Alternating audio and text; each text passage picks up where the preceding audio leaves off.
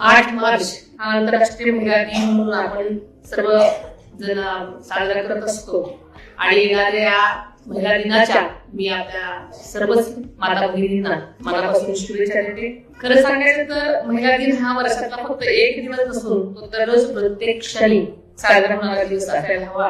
कारण स्त्री ही एक संकल्प, संयम आणि शक्तीचं मूर्तिमंत उदाहरण आहे. ती एक वेळी आई, कन्या, पत्नी, सून आणि सगळ्याच भूमिकांमध्ये म्हणजे शिक्षिका, डॉक्टर, अधिकारी ज्यांना आपण सन्मान केले त्याच्यामध्ये सगळ्यांचा समावेश होता. शास्त्रज्ञ, उद्योजक आणि नेता म्हणून वेगवेगळ्या जबाबदाऱ्या पार पाडत असतात. आणि खरं सांगायचं तर या सगळ्या जबाबदाऱ्या पार पाडण्यासाठी आपल्या जडणघडणीमध्ये आपल्या वडीलधाऱ्यांचा, आई वडिलांचा खूप मोठा वाटा असतो.